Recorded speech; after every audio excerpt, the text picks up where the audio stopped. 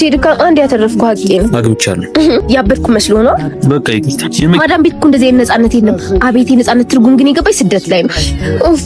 አሁን ግን ሰላም ነኝ። እንደዚህ ነው የምንቀጥለው ማለት ነው? ከመጣሽበት ቀን ጀምሮ አንቺ ብቻ ነሽ የምታወሪው፣ እኔ አላወራም።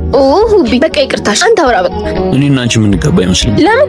አንተም እንደ ሰው ያበድኩ መስሎ ነው? ማርያምን አላበድኩም። ስማ፣ የሰፈር ሰው ነው ቤተሰቦች የሚያወሩት ነው ውሸት ነው። አላበድኩም። አይ የላኩት ገንዘብ ስለጠፋ የከፋኝ መስሎ ነው? አልከፋኝም እኮ። ለእናቴ ቤት ተገዝቶላታል፣ እንደገና ለወንድሜ ባጃጅ ተገዝቶለታል። ያልገባሽ ነገር እኔና አንቺ በፍጹም አብረን መሆን አንችልም። ለምን?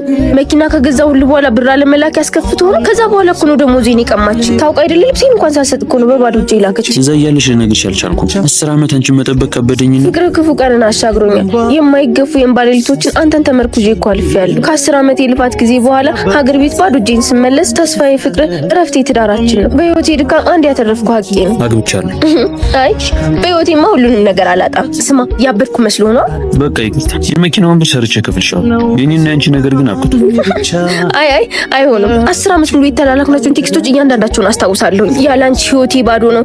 አንቺ እንድትኖሪልኝ፣ እኔ እንድኖርልሽ፣ አንቺ ኑሪልኝ። እያንዳንዷን ነገር አስታውሳለሁ። ተረጋጊና እውነታውን ተስማ። ስማ፣ ብቸኝነቴን ያስረሱኝ እነዚያ የፍቅር ቃሎች ነበሩ። ለመኖር እኮ ያጓጉኝ እነሱ ነበሩ። ስማኝ፣ አላበድኩም።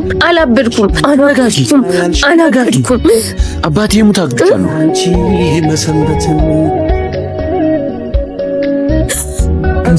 አንቲ መጅኖ ልጅ እስኪ ብር ላኪልን ቸገሮላል። በጣም ነው እሺ። መኪናውን አግኝቻለሁ። አፍነኝ ብሩ ላይ ያከል አዎ ደርሶታል። አንቲ መጅኖ የመኪናውን ብር ላኪልኝ። እኔ አግብቻለሁ።